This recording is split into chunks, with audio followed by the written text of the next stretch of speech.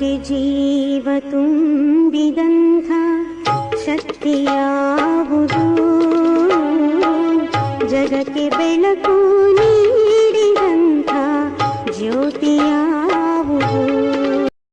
ಸಾವಿರ ಸಾವಿರ ಚಪ್ಪಾಳೆ ನಾಡಿನ ಕೀರ್ತಿಯ ಬೆಳಗಿಸಿದ ನಿಮಗಿದು ಹೆಮ್ಮೆಯ ಚಪ್ಪಾಳೆ.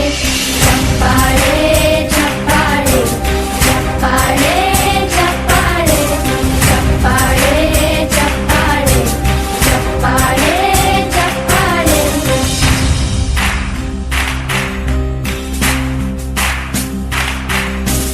ಕನ್ನಂಬಾಡಿಯ ಕಟ್ಟಿಸಿದ ಭಾರತ ರತ್ನಕ್ಕೆ ಚಪ್ಪಾಳೆ.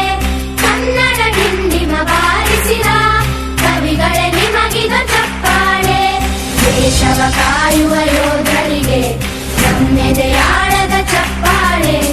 ಅನ್ನವ ನೀಡುತ್ತ ಸಲಹಿರುವ ನೇಗಿಲ ಯೋಗಿಗೆ ಚಪ್ಪಾಳೆ. ಚಪ್ಪಾಳೆ ಚಪ್ಪಾಳೆ ಚಪ್ಪಾಳೆ ಚಪ್ಪಾಳೆ ಚಪ್ಪಾಳೆ ಚಪ್ಪಾಳೆ ಚಪ್ಪಾಳೆ ಚಪ್ಪಾಳೆ. ಕಣ್ಣನು ನೀಡುವ ಅಣ್ಣನಿಗೆ ನಮ್ಮಯ ಪ್ರೀತಿಯ ಚಪ್ಪಾಳೆ.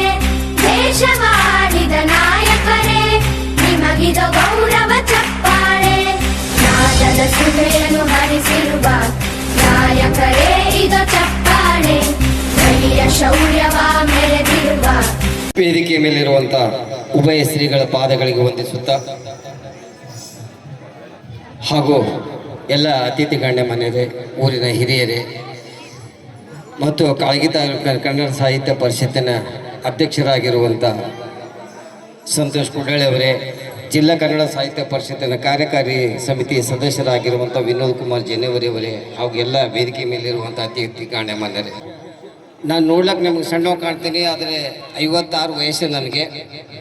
ನನ್ನ ಸುಮಾರು 25-30 ವರ್ಷದಿಂದ ಅನೇಕ ಜಾತ್ರಾ ಮಹೋತ್ಸವಗಳಲ್ಲಿ ಹೋಗಿದ್ದೀನಿ. ವಿಶೇಷವಾಗಿರುವಂಥ ಜಾತ್ರೆ ಎಲ್ಲದರ 5 ದಿವಸ ಪಲ್ಲಕ್ಕಿ ನಡೀತದೆ ಅಂದರೆ ಅದು ಕೂಡ್ಲಿ ಗ್ರಾಮದಲ್ಲಿ ಬನಶಂಕರಿ ದೇವಿ.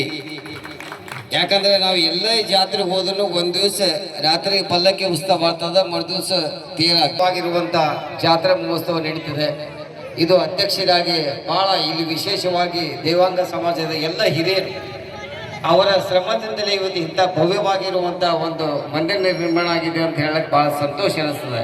ಯಾಕಂದರೆ ಅನೇಕ ರಾಜಕಾರಣಿಗಳಿಂದ ಅನೇಕ ರಾಜಕೀಯ ಪಕ್ಷಗಳಿಂದ ಹಣ ತೆಗೆದು ಎಷ್ಟೋ ಗುಡಿ ಗುಂಡಾರಗಳು ಉದ್ಧಾರ ಆಗಿದ್ದಾವೆ ಅಂತ ನಾವು ಹೇಳ್ತೀವಿ. ಆದರೆ ಗುಡಿ ಮುಳುಗಿಸಿದಕ್ಕಂಥ ಇತಿಹಾಸ ಭಾಳ ಇರುವಂಥ ಈ ಒಂದು ಇವತ್ತಿನ ಸಮಾಜದಲ್ಲಿ ಬರೀ ಒಂದು ಸಮಾಜದ ಮುಖಂಡರು ಯುವಕರು ಕಲಿತೆ ಅವರ ಸ್ವಂತ ಖರ್ಚಿನಲ್ಲಿ ಇಂಥ ಒಂದು ಭವ್ಯ ಮಂದಿರ ಮಾಡಿದ್ರೆ ಅಂದರೆ ಬಹಳ ಅದ್ಭುತವಾಗಿರೋ ವಿಚಾರದ ಬಂಧುಗಳೇ.